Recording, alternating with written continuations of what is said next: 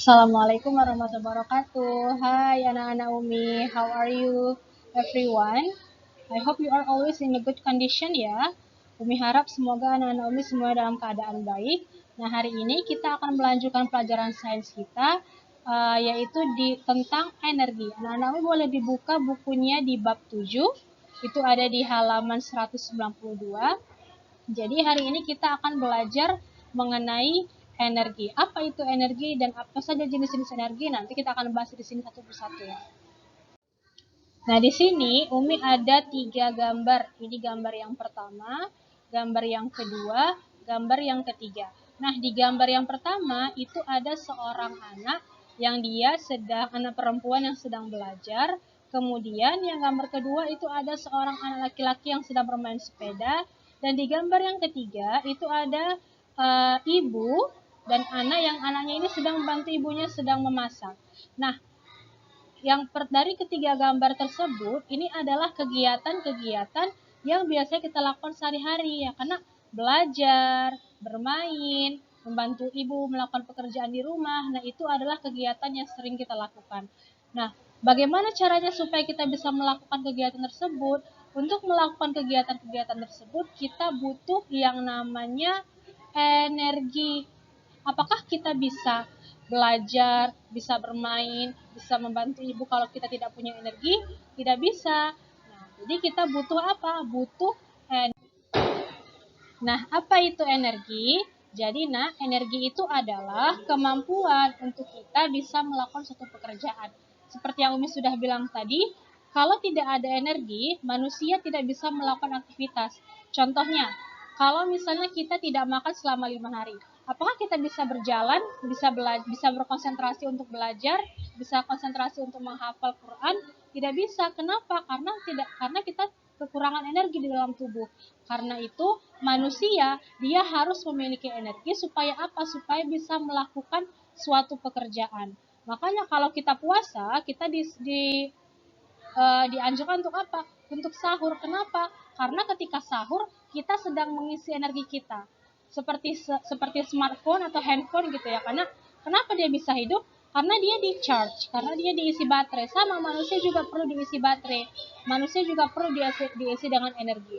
Jadi energi adalah kemampuan yang membuat kita bisa melakukan suatu pekerjaan atau melakukan berbagai macam aktivitas. Oke? Nah, kita lihat lagi ya. Jadi, dari mana sih manusia atau kita mendapat energi? Nah, lihat. Umi punya berbagai gambar makanan di sini. Ada gambar susu, ada gambar roti, ada gambar keju, ada gambar buah, dan lain sebagainya. Jadi, manusia atau kita, Umi dan anak-anak Umi, itu mendapat energi dari mana? Dari makanan. Jadi, makanan adalah yang membantu kita untuk bisa menghasilkan energi. Nah, jadi manusia itu mendapatkan energi dari mana? Dari makanan.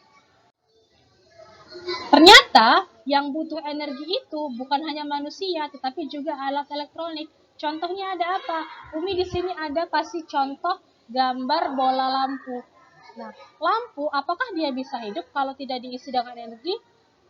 Tidak bisa ya nak. Sama seperti dengan manusia, manusia kan dia bisa berjalan, bisa belajar, bisa beraktivitas karena dia ada energi. Karena kita makan dan makanan tersebut bisa menghasilkan energi. Lampu juga sama seperti manusia. Dia harus diisi dengan energi, dia harus diberi makan. Kalau lampu, dari mana kita dapatkan energinya?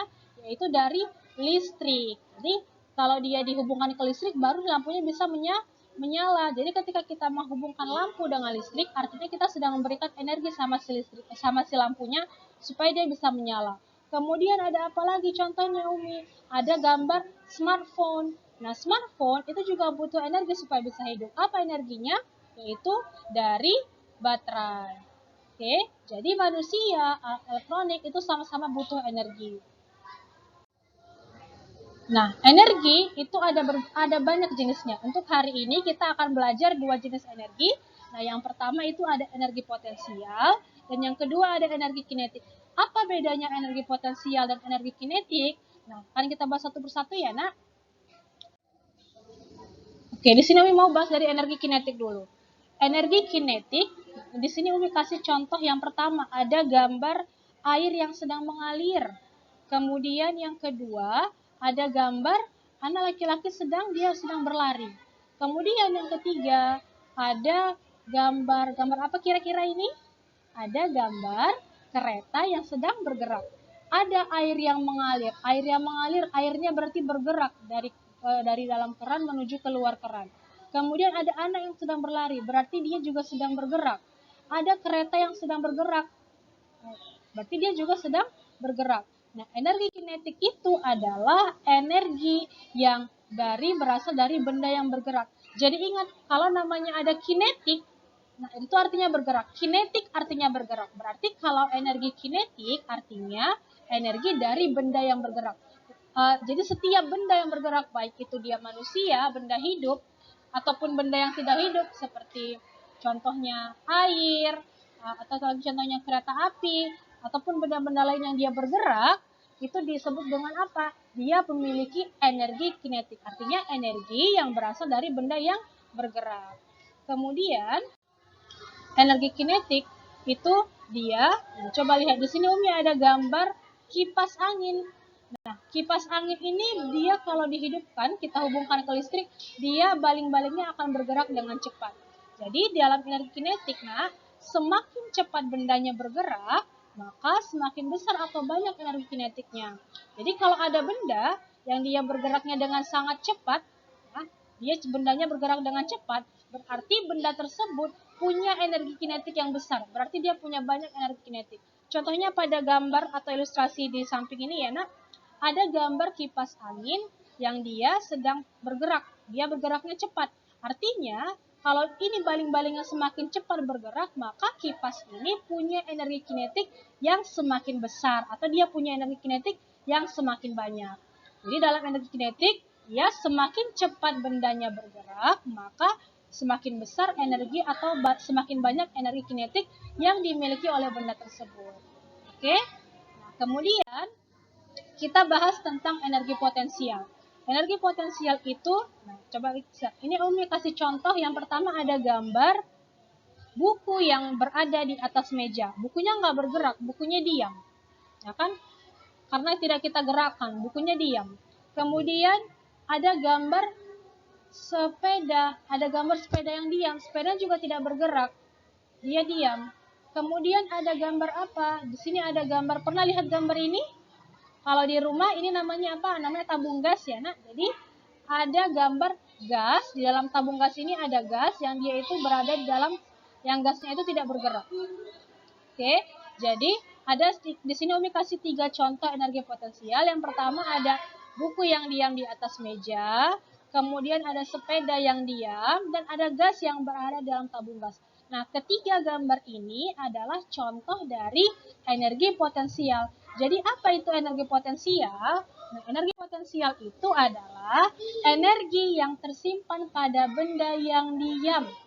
Jadi setiap benda yang diam, contohnya tadi misalnya ada buku di atas meja, atau ada bola yang diam, apapun benda yang diam yang tidak bergerak, atau juga seperti contoh lainnya adalah buah yang berada di atas pohon.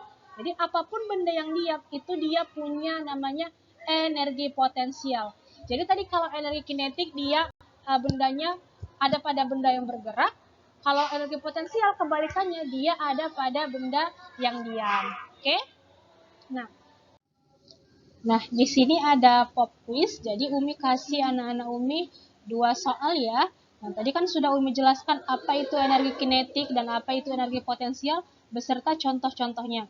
Jadi sekarang tugas anak-anak Umi adalah yang pertama menuliskan 3 contoh energi kinetik. Ingat ya, energi kinetik tadi dia yang bergerak, yang ada di dalam kehidupan sehari-hari. Kemudian yang kedua, tugas anak-anak Umi adalah menuliskan 3 contoh energi potensial yang ada di dalam kehidupan sehari-hari. Jadi tadi kalau kinetik dia bergerak, kalau potensial dia diam. Jadi tuliskan masing-masingnya itu 3 contoh energi kinetik dan 3 contoh energi potensial. Oke anak-anak Umi? Oke anak-anak Umi, segitu dulu pembelajaran kita pada kesempatan kali ini. Thank you for your attention. I hope I can see you soon in class ya. Umi harap kita bisa bertemu segera di kelas. Oke, assalamualaikum warahmatullahi wabarakatuh. Bye everyone.